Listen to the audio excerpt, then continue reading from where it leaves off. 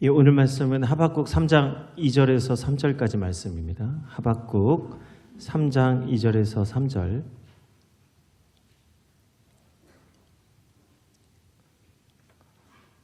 네, 우리 말씀 찾으셨으면 우리 두 절의 말씀 같이 합독을 하겠습니다.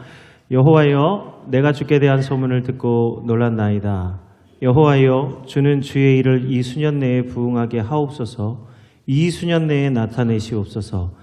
진노 중에라도 긍휼을 잊지 마옵소서. 하나님이 대만에서부터 오시며 거룩한 자가 바란산에서부터 오시는도다. 셀라. 그의 영광이 하늘을 덮었고 그의 찬송이 세계 위에 가득하도다. 아멘. 예, 오늘은 부흥으로 세우는 도시라는 제목으로 함께 말씀 나누고자 합니다. 어제 우리 신현동 일대가 단수가 돼가지고 물이 잘 못 나왔는데 아마 그래서 우리 한 성도님들 중에 일부는 그냥 어제 모습 그대로 나오셨을 수도 있겠어요. 못 씻고. 예, 뭐 얘기 들어보니까 간신히 머리만 감고 나온 분도 있더라고요. 우리 중고등부 친구 중에는. 이게 그 단수가 왜 됐나 했더니 그 공사하다가 포크레인 기사가 그만 상수도를 잘못 찍어가지고 이제 그 간단한 사고죠 사실은요. 예, 공사하다가 그럴 수 있는데 그 일로 인해서 이 많은 세대가 고통을 받게 되었습니다. 마찬가지로 이 공급함이 끊어지면, 근데 그건 그냥 하나예요. 근데 그 하나가 막히니까 끊어지니까 모든 사람들이 고통을 받습니다. 마찬가지로 오늘 우리 성도들에게도 하나님의 은혜, 공급하심이 있는데 그 은혜가 공급하심이 끊어지면 오늘 우리도 목마름이 있는 거예요. 갈망이 있는 거예요. 이 하박국 선지자가 바로 그러한 가운데에 하나님 은혜를 갈망하면서 부흥을 꿈꾸었던 선지자입니다. 하박국은 남유다가 멸망하기 직전에 살았던 선지자입니다. 그래서 선지자가 살았던 남유다는 안팎으로 매우 어려운 시기에 놓여져 있었어요. 안으로는 이스라엘 백성들이 우상 숭배함으로써 하나님 예배하지 않고, 외부적으로는 강한 나라들이 계속 일어나서 이 유다를 압박하고 있었습니다. 하박국이 이 안팎으로 너무너무 어려운 것들을 보면서 하나님께 기도하면 기도할수록 은혜가 충만해야 되는데 기도하면 기도할수록 자꾸 의분이 쌓이기 시작했어요. 왜냐하면 기도하는데 하나님의 응답은 없고 자꾸 악한 자들이 잘 되는 거예요.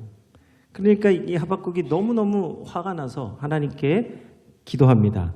하박국 1장 2절에서 4절의 말씀이 바로 그 하박국의 기도죠. 여호와여, 내가 부르짖어도 주께서 듣지 아니하시니 어느 때까지리이까? 내가 강포로 말미암아 외쳐도 주께서 구원하지 아니하시나이다. 어찌하여 내게 죄악을 보게 하시며 패역을 눈으로 보게 하시나이까? 겁탈과 강포가 내 앞에 있고 변론과 분쟁이 일어났나이다. 이러므로 율법이 해이하고 정의가 전혀 시행되지 못하오니 이는 악인이 의인을 에워쌌으므로 정의가 굽게 행하여 지민이이다. 우리 법이 있지만 법을 지키지 않으면 결국 정의가 사라지는 사회가 되고 맙니다. 근데 하나님은 우리 인간들이 결코 혼자 살 수 없기 때문에 아담에게 하와를 짝지어 주시고 부부가 되게 하셨어요. 이 두 사람을 통해서 자녀를 낳고 또 친척과 이웃과 점점 우리 사회라고 하는 공동체로 살게 하셨습니다. 그래서 이 공동체는요 반드시 법이 필요합니다. 법이 없으면 그러니까 뜻을 정해놓지 않으면 각자가 자기가 하고 싶은 대로 하게 되기 때문에 반드시 법이 필요한데요. 이 법을 따르는 사람들 중에는 가인 공동체가 있고 아벨 공동체가 있습니다. 가인 공동체는 어떤 공동체냐? 먼저 가인은 아벨을 시기해서 자기 동생이지만 이 동생을 죽인 사람입니다. 이 일로 인해서 가인이 죄에 대한 책임을 지고 벌을 받게 됐는데 오늘 하나님께서는 이 가인에게 표를 주시고 이 가인을 죽지 않고 살게 하셔서 하나님의 은혜를 베풀어 주십니다. 동생은 이 가인이라고 하는 이 인물은요, 동생은 죽여놓고 자기는 정작 죽지 않기 위해서 하나님께 간구하는 모습을 보여요. 참 이게 이율배반적이죠. 그러나 하나님은 이러한 가인에게 표를 주시고 가인을 죽이는 자는 7배나 벌을 받을 것이라고 하는 법을 세우셨어요. 창세기 4장 14절에서 15절의 말씀입니다. 주께서 오늘 이 지면에서 나를 쫓아내시온즉 내가 주의 낯을 배웁지 못하리니 내가 땅에서 피하며 유리하는 자가 될지라. 물은 나를 만나는 자마다 나를 죽이겠나이다. 여호와께서 그에게 이르시되 그렇지 아니하다. 가인을 죽이는 자는 벌을 7배나 받으리라 하시고 가인에게 표를 주사 그를 만나는 모든 사람에게서 죽임을 면하게 하시니라. 하나님은 가인을 위해서, 범죄한 가인을 위해서도 하나님 법을 주셨어요. 그래서 그에게 죽음을 면하고 가인의 생명을 구원할 수 있게 하셨습니다. 그런데 가인의 후손들은 이 하나님이 주신 생명의 법을 사망의 법으로 바꾸어서 이 법을 바꿔버리는, 그러니까 정의를 굽게 하고 정의를 사라지게 하는 일에 사용하게 합니다. 창세기 4장 23절에서 24절에 보면 오늘 라멕이 자신의 아내들, 벌써 여기 아내들을 취하는 이 결혼이 온전하지 못한 것을 보여주는데 이 온전하지 못한 가정에 온전하지 못한 법을 선포합니다. 라멕이 아내들에게 이르되 아다와 실라여 내 목소리를 들으라. 라멕의 아내들이여 내 말을 들으라. 나의 상처로 말미암아 내가 사람을 죽였고 나의 상함으로 말미암아 소년을 죽였도다. 가인을 위하여는 벌이 7배일진데 라멕을 위하여는 벌이 77배이리로다 하였더라. 분명 하나님은 가인을 살리시기 위해서 가인을 해하는 자는 7배나 벌을 더하겠다 하셨지만 라멕은요, 자기가 다른 사람을 죽이는 데 사용하려고 가인을 위하여는 벌이 77배다. 나를 상하기만 해봐라. 나를 건드리기만 해봐라. 내가 반드시 77배로 갚아주겠다. 이 말이죠. 그러니까 상처로 사람을 죽이고 내가 상했다고 소년을 죽일 수 있는 이런 무법한, 이게 법이지만 이게 법이 없는 거 아니에요. 오늘 우리는 가인의 후손들을 통해서 어떻게 율법이 해이해지고 정의가 시행되지 못하게 되는지를 깨닫습니다. 법이 있어도, 분명히 법이죠. 이것도 법이지만 법이 있어도 법이 전혀 작동되지 않는 거예요. 정의가 굽어지는 거예요. 이런 가인의 공동체, 법이 굽어지고 정의가 실현되지 못하는 곳이 사실 어디냐? 사실은 우리가 살아가는 도시입니다. 왜요? 가인은 하나님이 표를 주시고 가인을 해하는 자는 7배나 더하겠다, 그 죄를 더하겠다 하셨지만 가인은 하나님의 표를 의지하지 아니하고 하나님 말씀 의지하지 아니하고 자기가 살겠다고 직접 성을 건설해서 그 안에 들어가 살았어요. 오늘 가인 공동체를 대표하는 상징이 뭐냐? 도시입니다. 가인을 따르는 자들은 결국에는 하나님을 대적하는 바벨탑을 쌓습니다. 이 악인들의 도시를 상징하는 바벨탑의 목적은 분명히 성경에 기록되어 있는데 창세기 11장 4절, 탑과 성읍을 쌓는 목적을 분명히 하고 있습니다. 또 말하되 자 성읍과 탑을 건설하여 그 탑 꼭대기를 하늘에 닿게 하여 우리의 이름을 내고 온 지면에 흩어짐을 면하자 하였더니, 이들이 도시를 건설하고 그 가운데 높은 탑을 세운 목적은 분명합니다. 이 탑이 꼭대기까지 하늘까지 닿게 해서 하나님의 자리를 차지할 뿐만 아니라 자신들의 이름이 하나님의 보좌에까지 높아지도록 자기를 높이는 거예요. 근데 이들도 압니다. 자신들을 높이면 필경 이들 안에, 이 공동체 안에 분열과 다툼이 있을 것을 아는 거예요. 높아지고자 하는 자들은 낮아지게 되고 낮아지지 않기 위해서 서로 경쟁하다 보니 분열과 다툼이 찾아올 수밖에 없는 거예요. 그러니까 오늘 이 탑을 쌓으면서 하는 말이 뭐예요? 우리 이름을 내는데 우리가 온 지변에 흩어짐을 면하자. 자신들이 죄악을 저지르면서 그것을 피할 수 있는 방책까지 마련하는 것이 바벨탑의 목적이라 할 수 있는 거예요. 무엇입니까? 악을 행하지만 이들이 결코 흩어지지 않고 하나가 될 수 있도록 탑을 세웠다는 거예요. 바벨탑은 인간의 교만의 상징입니다. 하늘까지 높아지겠다고 하는 인간의 교만. 그것이 오늘 우리 도시 가운데 있는 악의 실체죠. 반면에 아벨을 따르는 공동체는 하나님의 도우심을 구하는 공동체였습니다. 그들은 하나님과의 관계에 관심이 있었어요. 자신의 이름이 높아지고 자신이 어떻게 해서든지 살아남아야 되겠다가 아니라 자신이 살아가는 동안에 하나님과의 관계가 올바른 관계, 하나님과 동행하는 관계에 초점이 맞춰져 있었어요. 에녹은 그래서 365년 하나님과 동행하잖아요. 그래서 아벨 공동체는 장막에 거하면서 가는 곳마다 제단을 쌓고 주의 이름을 불렀습니다. 그들이 제단을 쌓은 곳은 광야이었어요. 왜냐하면 장막은 광야에 세우는 곳이니까. 오늘 자크 엘릴이라고 하는 아주 유명한 사회학자가 있습니다. 이 사람도 신학자예요. 근데 이 자크 엘릴이 광야라고 하는 이 광야를 다음과 같이 정의합니다. 광야는 인간의 힘이 포기되는 장소입니다. 광야는 인간이 할 수 있는 것이 아무것도 없는 곳이기 때문입니다. 그래서 광야는 온전히 그 인간을 완전히 발가벗겨서 오직 하나님께로만 하나님의 도움만을 바랄 수 있는 장소가 됩니다. 그래서 광야는 시험의 장소입니다. 이 믿음의 시험을 받는 자만이 이 광야에서 믿음의 시험을 받는 자만이 오직 정직하고 진실하게 행동할 수 있습니다. 광야니까요. 인간의 한계가 다 드러나기 때문에 진실하고 정직하게 행동할 수밖에 없는 거예요. 감출 것이 없고 가릴 것이 없는 곳이기 때문에 그렇습니다. 그래서 모든 사람 심지어 예수님도 광야에 나가신 것이죠. 그래서 광야는 하나님을 만나는 장소입니다.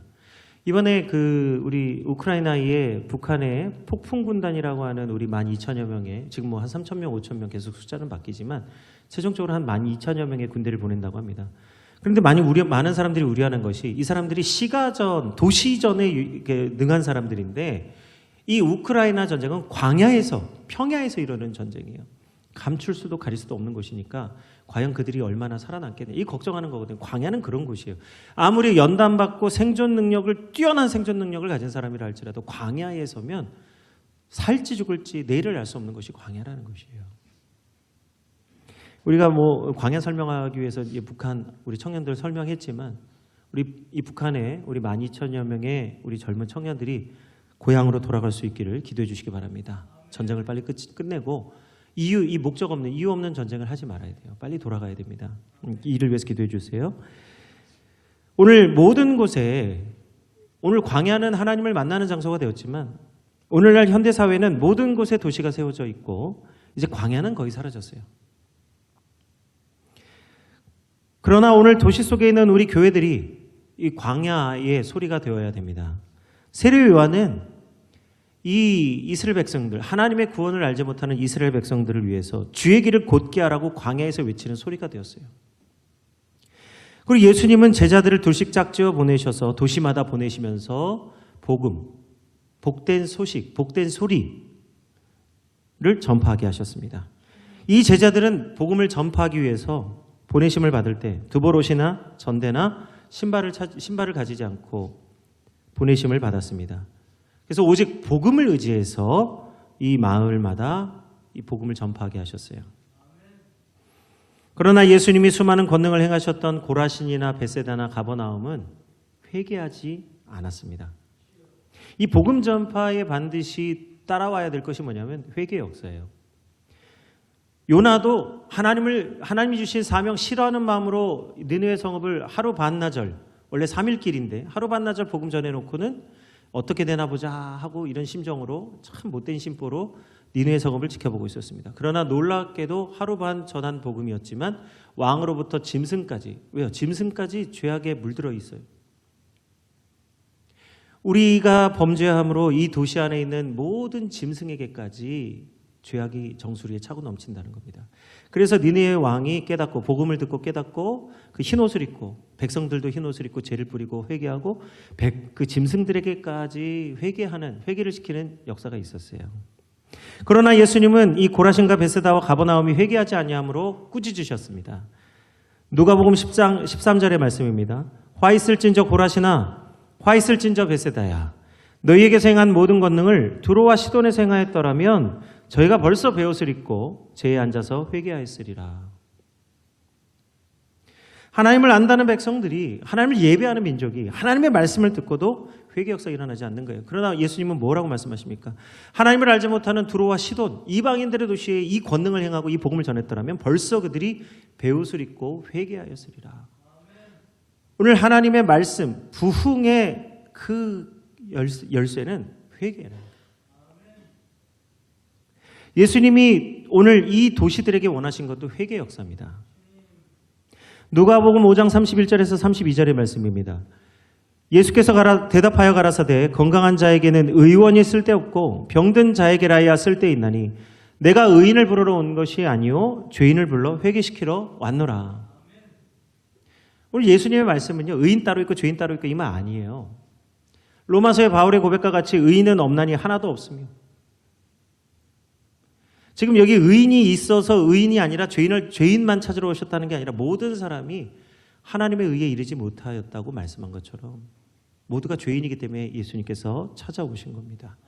오늘 우리 모두에게 믿는 자나 믿지 않는 자나 할 것 없이 하나님의 부흥하게 하심을 맛보는 열쇠가 어디 있냐? 회개의 역사라는 거예요. 요한계시록 3장 19절에서 21절의 말씀입니다. 물은 내가 사랑하는 자를 책망하여 징계하노니 그러므로 내가 열심을 내라 회개하라. 볼지어다 내가 문 밖에 서서 두드리노니 누구든지 내 음성을 듣고 문을 열면 내가 그에게로 들어가 그와 더불어 먹고 그는 나로 더불어 먹으리라. 이기는 그에게는 내가 내 보좌에 함께 앉게 하여 주기를 내가 이기고 아버지 보좌와 함께 앉은 것과 같이 하리라. 아멘. 오늘 믿는 자들에게도 회개 역사가 필요한 거예요. 한 번 구원, 영원한 구원이 아니라 하나님께서 구원해 주신 자녀들에게 요구되는 게 있는데 뭐예요? 열심을 내라 회개하라는 거예요. 또한 오늘 말씀 요한계시록에 오늘 읽은 말씀에 나오지 않지만 두아디라 교회에 하나님께서 요구하신 게 뭐냐면 내 열심이 내 처음보다 내 나중에 훨씬 더 열심을 내는데 복음 전파하고 수고하고 헌신하고 내 손으로 수많은 일들을 감당해서 내 열심이 처음보다 더 뛰어나다. 그러나 그 가운데 너희가 회개하지 아니하니 이 열심이 다 헛되다고 예수님 책망하셔요. 열심을 낼지라도 회개가 없으면 아무것도 아니라는 거예요. 오늘 그러나 요한계시록 3장 19절에 뭐라고 말씀합니까? 내가 열심을 내라 회개하라. 오늘 회개는 예수 그리스도로 말미암아 진정한 부흥을 경험하게 하는 줄 믿습니다. 오늘 신학자 윌버 스미스라는 박사가 있는데 성경을 연구하면서 부흥이 일어났을 때에 나타난 7가지 특징을 오늘 정리했습니다. 첫 번째는요, 부흥이 일어나기 전에는 언제나 심각한 영적 쇠퇴와 절망이 있었다는 거예요. 다시 말하면 죄악이 관영하더라는 거예요. 부흥이 일어나기 전에 반드시 이런 일이 있다는 거예요. 막 악인들이 득세하고 믿는 자들의 마음이 막 상하고 뭔가 알 수 없는 일이 자꾸 일어나서 우리가 자꾸 마음이 어려워지는 막 그런 영적 공고함이 있다는 거예요. 그게 뭐라고요? 부흥의 전 단계. 그래서 이 부흥은 한 사람을 통해서 시작이 되는데 이 성경을 보니까 부흥이 한 사람을 통해서 시작이 된다는 거예요. 근데 그 사람은 다른 사람의 믿음을 일깨우는 도구가 되어서 한 사람이 하나님 앞에 쓰임을 받는다는 거예요. 부흥은 놀랍게도 하나님 앞에 선 한 사람부터 시작되는 겁니다. 그래서 이 부흥은 하나님의 말씀을 새롭게 깨닫고 믿음을 회복하는 데 있다는 거예요. 이 한 사람이 누구냐? 하나님의 말씀을 새롭게 깨닫고 하나님의 은혜를 새롭게 하는데 새 사람이 되는데 쓰임 받는다는 거예요. 그게 믿음을 회복하는 도구가 된다는 거예요. 우리는 자꾸 믿음을요, 과거에 했던 것, 옛 복음을 자꾸 돌아가려고 하는 습성이 있어요. 그게 뭐냐면 내가 해왔던 거니까 믿음은 믿음인데 복음은 복음인데 내가 행했던 복음, 내가 믿었던 복음, 그러니까 행위 복음이 되는 거예요. 결국은요. 옛 복음을 믿는 거, 옛날에 들었던 거 의지하는 거, 그건 결국은 옛 복음은 행위를 의지하는 복음이라는 거예요. 내가 그렇게 살아왔기 때문에. 그러나 복음은 날마다 오늘 우리에게 새로 주시는 하나님의 은혜의 말씀 속에 있어요. 그래서 참된 부흥은 참된 예배의 회복으로 이어지게 됩니다. 왜요? 오늘 주시는 말씀을 통해서 예배를 드리기 때문에. 오늘 우리 부흥에는 그래서 한 사람의 역사로 모든 사람에게 하나님의 은혜를 주시는데 성도들이 오늘 이 새롭게 깨달아지는 하나님의 은혜를 통해서 회개 역사가 일어나 모든 우상들이 깨트려지고 예수님만을 온전히 믿게 한다는 거예요. 그러니까 부흥의 목적은 뭐냐? 오늘 이러한 영적 문제들 속에서 하나님의 말씀을 깨닫는 자들이 일어나서 오늘 그 말씀을 새롭게 하고 예배를 새롭게 함으로 변화를 받아서 오직 예수님만이 다시 높아지게 된다는 게 부흥이 무엇인지를 말하는 거죠. 그래서 오늘 회개한 사람들에게 예배가 회복이 되면 예배 안에 기쁨과 즐거움을 누리게 되는 겁니다. 그러니까 이 기쁨이 예수 그리스도께로부터 오는 거예요. 이 예수 그리스도를 가진 자들, 예수 그리스도의 이름을 가진 자들에게는 반드시 성령님이 역사해 주시는데 부흥이 임한 성도들에게는 성령의 불길이 활활 타오르게 되는 것입니다. 이게 되어지는 것입니다. 제가 주장하는 게 아니라 성경에서 예수님이 직접 말씀해 주신 내용이에요. 약속하신 성령. 이 심지가 있어도요, 이게 이 에너지가 없으면 불은 꺼지게 되어 있어요. 우리는 심지죠. 이 영적 에너지를 공급해 주시는 분이 있으시니 예수 그리스도의 부활의 생명이 우리 가운데 역사해야 성령께서 우리 안에 역사하십니다. 죄와 성령님은 함께 하지 못하는 거예요. 그래서 우리가 회개 역사가 일어나야 부흥의 역사가 일어나는 거예요. 그래서 부흥이라는 말, 우리가 그렇게 부흥이라는 말을 많이 사용합니다. 근데 이 부흥이라는 말은 놀랍게도 우리는 정말 부흥이라는 말을 너무너무 많이 사용하는데 부흥이라는 말은 사실 성경 전체에 딱 한 번, 하박국 3장 2절에서만 딱 한 번 사용되는 말씀이에요. 오히려 성경은요, 회개하라는 말씀을 훨씬 더 많이 하십니다. 돌이켜라, 회개해라, 내 말을 청종해라, 순종해라. 다 이 회개의 역사를 말하는 것이죠. 그리고 하박국 3장 2절, 그 부흥을 그렇게 갈망했던 하박국 선지자가 부흥이라는 말을 3장 2절에서 썼는데 이 부흥이라는 말이 또 다른 곳에서도 나옵니다. 그게 2장 4절의 말씀이에요. 하박국 2장 4절. 하박국 2장 4절의 말씀입니다. 보라, 그의 마음은 교만하여 그 속에서 정직하지 못하나 의인은 그의 믿음으로 말미암아 살리라. 오늘 여기에는 부흥이라는 말은 있지 않지만 어디에 부흥이라는 말이 사용되어졌냐면 살리라라는 말이 부흥이라는 말이에요. 왜냐하면 3장 2절에 부흥이라고 번역된 이 하야가 여기 하박국 2장 4절에 의인은 믿음으로 말미암아 살리라 할 때 살리라고 하는 하야와 같은 말이기 때문입니다. 그러니까 부흥이라는 말과 살다라는 말은 동일어라는 거예요. 그래서 부흥이라고 하는 히브리어 하야의 뜻은 뭐냐? 산다, 믿음으로 산다, 다시 살아난다, 회복된다 라는 뜻이 있어요. 그러므로 오늘 하나님이 말씀하시는 부흥의 참뜻이 무엇입니까? 믿음을 잃어버린 자들, 하나님께로부터 멀어진 자들이 믿음을 회복하고 다시 믿음으로 사는 것이 참된 부흥의 뜻이라는 거예요. 주의 일을 수년 내에 부흥하게 하옵소서. 오늘 하박국 선지자를 통해서 오늘 우리가 갈망하는 그 부흥의 참된 뜻이 무엇입니까? 오늘 회개함으로 변화를 받아서 새 사람을 옷 입으라는 이 부흥의 참뜻이 여기 담겨져 있는 거예요. 믿음으로 산다. 이것을 생각하고 하박국 1장 2절에서 4절에 오늘 하박국의 기도를 다시 살펴보면 오늘 우리 선지자에게 어떤 문제가 있다는 사실을 발견하게 됩니다. 이 문제는 오늘 우리들에게도 있는 문제일 수 있어요. 하박국 1장 2절에서 4절의 말씀 다시 한번 우리 자막이 나올 텐데 함께 합독해 보겠습니다. 여호와여, 내가 부르짖어도 주께서 듣지 아니하시니 어느 때까지리이까? 내가 강포로 말미암아 외쳐도 주께서 구원하지 아니하시나이다. 어찌하여 내게 죄악을 보게 하시며 패역을 눈으로 보게 하시나이까? 겁탈과 강포가 내 앞에 있고 변론과 분쟁이 일어났나이다. 이러므로 율법이 해이하고 정의가 전혀 시행되지 못하오니 이는 악인이 의인을 에워쌌으므로 정의가 굽게 행하여 지민이이다. 예, 아멘입니다. 하는 말씀이니까 아멘이지만 이 기도야말로 아멘하기가 어려운 기도죠. 사실은요. 왜냐하면 하박국은 지금 이 기도 가운데에 하나님이 하실 일을 기대하는 게 아니라 자신이 한 행위를 의지함으로 왜 내가 기도했는데 이루어지지 않느냐라고 하는 자기 의를 나타내는 교만을 자랑하고 있는 거예요. 나는 이런데 왜 하나님은 이러냐? 내가 이 정도로 이렇게 하나님의 의를 간구하는데 왜 하나님은 나만큼 못하시냐? 이 행위구원. 내가 부르짖었는데 주님 듣지 아니하시고 내가 외쳤는데 구원하지 아니하시고 어찌하여 내게 죄악을 보게 하시고 겁탈과 강포가 내 앞에 있게 하십니까? 뭐죠? 내가 하나님보다 더 높은 자리에 있는 거예요. 그러나 오늘 하나님 말씀하실 때에 하박국의 교만은 산산이 부서지고 말았습니다. 하박국 3장 16절.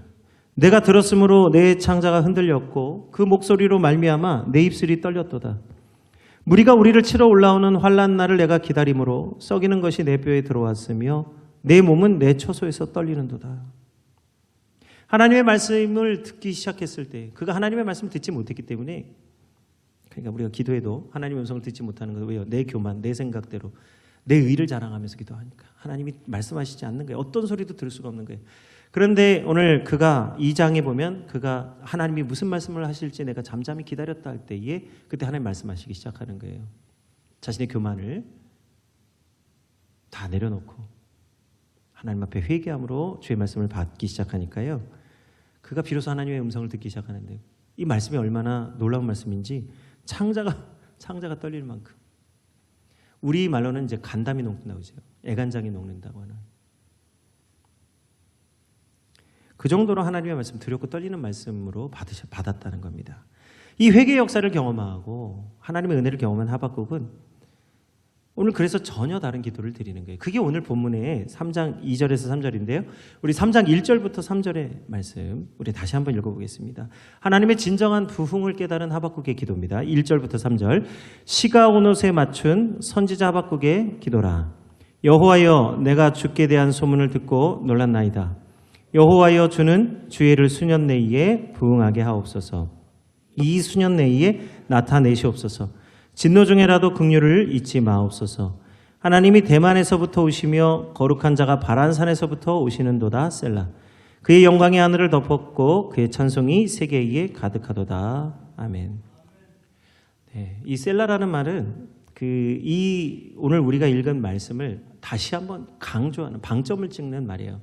그래서 어떤 분들은 셀라라는 말을 안 해도 된다고 하는데, 이 셀라라는 말은 오늘 읽은 말씀을 내가 다시 한번 더 확증하는 표현이기 때문에 우리 창민교회는 앞으로 셀라라는 표현이 나오면 우리 성경에 기록된 대로 함께 이 말씀을 읽겠습니다.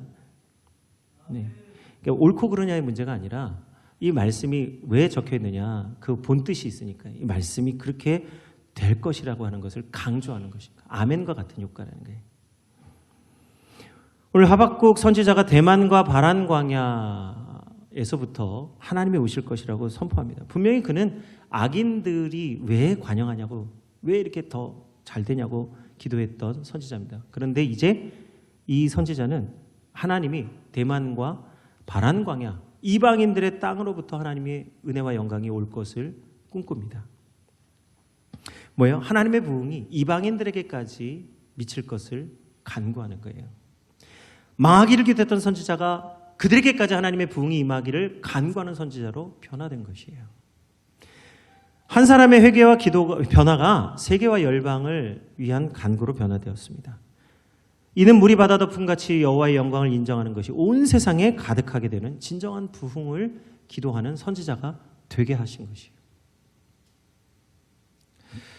우리 1907년도에 평양 대부흥운동이 있었습니다. 평양 대부흥운동이 일어났어요. 그때 이게 장대현 교회에서 사경회가 있었는데, 사경회가 진행되는 동안 첫날, 둘째 날, 셋째 날 사경회가 예배를 드리는데 어떠한 마음도 일어나지가 않으니까 사람들의 마음이 답답했어요. 그래서 사람들이 간절히 기도하고 부르짖지만 아무런 은혜가 오지 않고 있는 중이었어요. 그때 그 예배를 드리고 있던 장로님, 길선주 장로님이 자리에서 갑자기 벌떡 일어나서 강단에 서서 다음과 같이 말을 합니다. 여러분, 우리 성도들이요, 오늘 우리가 하나님 앞에 예배를 드려도 어떤 은혜가 없는 것은 이 종놈이, 하나님의 은혜를 받겠다고 예배 자리에 나온 이 종놈이 친구의 돈을 떼먹고 죄악을 저질러 놓고도 하나님의 은혜를 받겠다고 이 자리에 앉아있기 때문입니다. 그렇기 때문에 먼저 하나님 앞에 저희 죄를 자복하고 회개하오니 용서해 주옵소서. 이렇게 죄를 고백하고 회개하는 역사가 일어났어요. 그때에 이 장로님이 그렇게 기도하니까 여기저기서 자기도 죄를 지었다고 고백하는 사람들이 일어나기 시작하는데, 그 회개의 역사가 오늘 평양 대부흥의 역사예요. 부흥? 회개의 역사. 이보다 2년 전의 일입니다. 1905년에 영국 웨일즈의 한 시골 교회에서 예배를 마치고 주기도문으로 예배를 마치고 있을 때였어요. 우리가 우리에게 죄 지은 자를 용서해 준 것 같이 라고 주기도문을 외우고 있는데 갑자기 한 성도가 대성통곡을 하면서 울기 시작합니다. 모두 영문을 알지 못해서 깜짝 놀라게 되었는데 목사님이 그 성도에게 물어봤어요. 왜 이렇게 울고 있냐 그랬더니 그동안 이 주기도문을 외우는데 이 대목에서 그동안 제가 계속 싸우고 미워했던 이웃이 생각났다는 거예요. 그러면서 마음속으로는 그 이웃을 그렇게 미워하면서 어떻게 하나님께 우리가 우리에게 죄 지은 자를 용서해 준 것 같이 우리의 죄를 용서해 달라고 기도할 수 있겠냐고 자기가 기도하는 게 모순이 있던 걸 깨닫는 거예요. 내가 남을 용서하지 않으면서 어떻게 하나님께 용서를 구할 수 있겠느냐라는 이 죄책감이 다시 말하면 회개 역사가 일어나기 시작한 거예요. 다음 주에 목사님이 예배 시간에 이 이야기를 함께 나누게 되었을 때에 그 예배에 참석했던 다른 성도들도 그들의 양심에 찔려 적어도 양심이 살아있는 거예요. 말씀을 들을 때 어떤 사람의 이야기를 통해서 자기 자신의 형편과 처지를 깨닫는 거죠. 양심이 살아있어야 되는 거예요. 선한 양심. 양심에 찔려서 그들도 그들의 마음속에 있던 무거운 짐을 벗기 시작했습니다. 이웃들에게 찾아가서 용서를 구하고 자신의 마음에 있던 그 무거운 짐들을 내려놓기 시작하는 거예요. 그러자 놀라운 일이 일어나기 시작했습니다. 이것을 지켜보고 있던 이웃들이 이 교회, 믿지 않는 자들이 이 교회가 변화되어지는 모습을 보고 교회로 몰려오기 시작했어요. 그리고 그들도 똑같이 죄를 고백하면서 웨일즈 전체에 놀라운 부흥의 불꽃이 일어나게 됩니다. 부흥이 일어난 거예요. 그래서 어떤 일이 있었느냐? 누구도 뭐 이렇게 하라고 얘기한 적이 없는데 상점들마다 이 가게 상점들이 예배 드리려고 일찍 문 닫고 노동자들, 일하는 사람들은 일터에서 일이 끝나자마자 곧장 예배당으로 달려오게 됩니다. 그 입은 옷, 노동했던 옷 그대로 입고 교회로 오는 거예요. 이 모든 일이 법으로 정하거나 어떤 무브먼트, 운동을 일으켜서 된 일이 아니라 자원하는 심정으로 하나님 앞에 회개하며 주님께 돌아왔더니 모두가 다 믿음으로 이런 일들을 감당하게 되는 거예요. 그래서 부흥이라고 하는 역사는요, 누구도 그것을 금할 법이 없는 거예요. 오늘 우리가 12.7 연합예배를 드렸지만 이 연합예배의 목적이 차별금지법 맞는 데 있다고 한다면 우리는 지금 목적을 잘못하고 있는 거예요. 어떤 법을 막으려고 하는 게 아니라 오늘 우리에게 진정으로 회복돼야 될 하나님의 복음이 회복돼야 될 은혜를 구하기 위해서 모여야 된 줄로 믿습니다.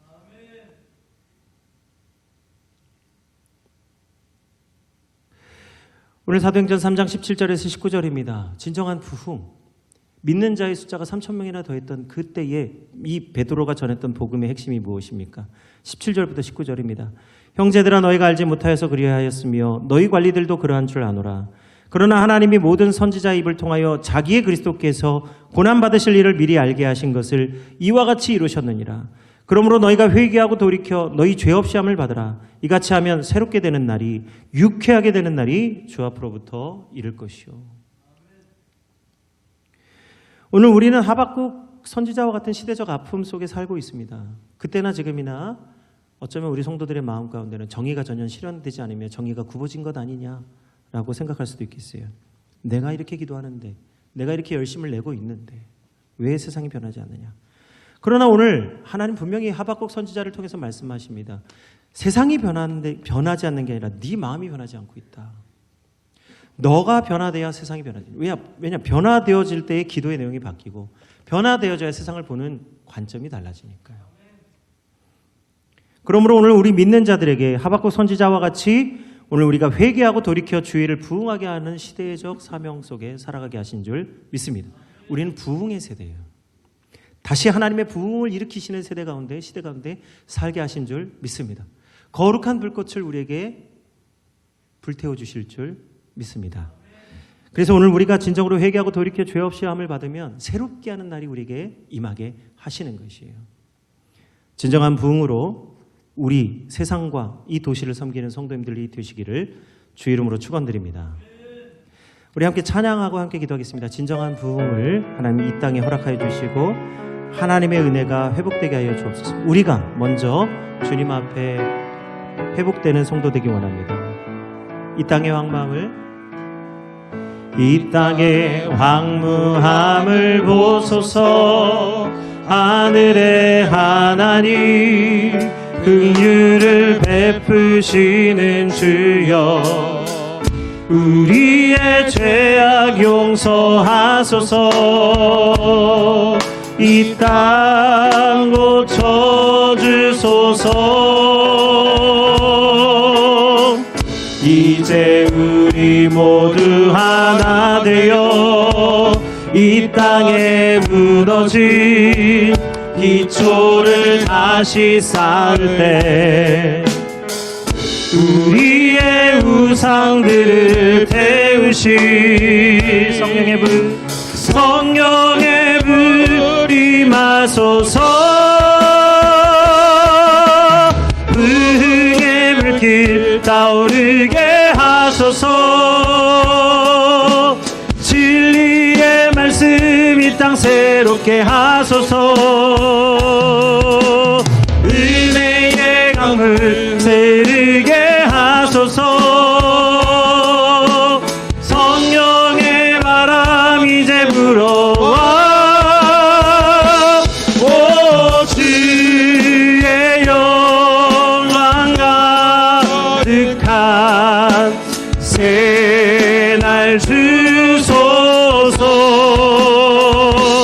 오 주님 나라 이 땅에 임하소서. 부흥의 불길 부흥의 불길 타오르게 하소서. 진리의 말씀 이 땅 새롭게 하소서. 은혜의 강물 흐르게 하소서. 성령의 바람 이제 불어와. 오 주의 영광 가득한 새날 주소서. 오 주님 나라 이 땅에 임하소서. 이 시간 함께 기도하겠습니다. 진정한 부흥을 이 땅에 허락해 주실 예수 그리스도의 새날을 꿈꾸게 해주시고 먼저 우리에게 하나님의 은혜를 회복하며 회개하고 돌이켜 죄사함을 받고 새롭게 하는 날 새로운 성도들이 될 수 있도록 우리 주의 이름 부르고 함께 기도하겠습니다. 주여. 아버지 하나님 감사합니다. 진정한 부흥을 꿈꾸는 우리 모든 성도들 하나님 먼저 내가 하나님 앞에 엎드려 기도하게 하여 주시고 하나님의 말씀 앞에 하나님 나를 다시 새롭게 함으로 변화를 받아서 하나님이 기뻐하시고 선하시고 온전하신 무엇인지를 분별해 나갈 수 있도록 도와주옵소서. 오늘 우리를 부흥의 시대에 살게 하시니 감사합니다. 아버지 하박국의 기도와 같이 정의가 전혀 실현되지 아니하며 아버지 정의가 굽어진 것 같은 시대 가운데 다시 한번 하나님 우리에게 말씀을 주시고 오직 의인은 믿음으로 말미암아 살게 하여 주셔서 하나님 주는 주의 일을 수년 내에 부흥하게 하시고 신노 중에라도 긍휼을 잊지 아니하시는 하나님이 되어주신 줄 믿습니다. 그러므로 말미암아 하나님 오직 나는 여호와로 말미암아 즐거워하며 기뻐하리라고 고백한 것 같이 하나님 기뻐하고 즐거워하는 날이 속히 임하게 하여 주시옵소서. 진정한 부흥의 세대 부흥의 역사가 일어나는 우리 성도들이 되게 하여 주셔서 무슨 길이 있든지 무슨 일을 하든지 오직 우리 주 예수 그리스도 이름으로 하게 하여 주시고 하나님 오늘 가정과 우리 교회와 모든 일터가 하나님의 은혜와 하나님의 복음을 회복할 수 있는 하나님 거룩한 시대가 되게 하여 주시옵소서. 아버지 이때에 주를 위하여 헌신하고 즐거이 헌신하여 주께 나오는 모든 성도들이 다 되게 하실 줄 믿습니다. 하나님 오늘 복음으로 하나님 오늘 우리가 회개함으로 부흥으로 이 도시를 섬기는 모든 성도들이 다 되게 하여 주시옵소서.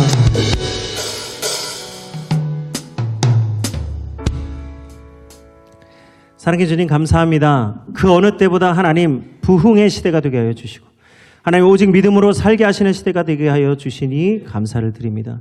오직 우리 의인들이 무엇으로 주님을 기쁘시게 할 수 있겠나이까? 믿음으로만 하나님을 기쁘시게 할 수 있사오니 오직 의인은 믿음으로 살게 하여 주시고 참으로 부흥하게 하시는 하나님의 은혜를 누리게 하여 주옵소서.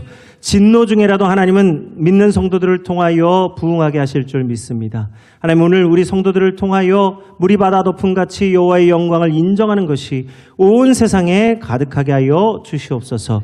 우리 환우들을 기억해 주시고 건강하게 하시며, 또한 예수님이 그들의 건강을 고쳐주신 것, 그들의 질병을 고쳐주신 것 같이 그들의 영혼을 구원하여 주신 것 기억하게 하셔서 하나님, 우리 환우들이 영혼의 구원을 받으며 하나님의 일을 감당할 수 있는 환우들 되게 하여 주옵소서. 우리 자녀들 방황하지 않게 해주시고, 하나님 아벨과 같이 하나님 광야 가운데서도 하나님 제단을 쌓고 하나님을 예배할 수 있는 거룩한 주의 자녀들, 청년의 세대가 되게 하여 주시옵소서. 하나님, 오늘 우리에게 주신 사명을 잘 감당하게 하시고, 또한 아버지는 성탄의 은혜를 준비하며 나아갑니다. 여호와의 절기가 회복되게 하여 주시고, 성탄의 큰 기쁨이 이 도시 가운데 하나님 충만하게 하여 주시옵소서. 하늘에는 영광이요 땅에서는 기뻐하심을 입은 모든 자들에게 평화로 임하시는 성탄절이 되게 하여 주시옵소서. 이 일을 자원하는 심정으로 준비하는 모든 자들에게, 준비하는 모든 가정 가운데 참으로 크신 은혜와 기쁨을 누리게 하실 줄 믿습니다. 하나님, 그 되어진 일을 보고 하나님께 영광을 돌려 참으로 하나님을 기뻐하게 하시는 모든 성도들 되게 하옵소서. 예수 그리스도의 이름으로 기도드립니다. 아멘.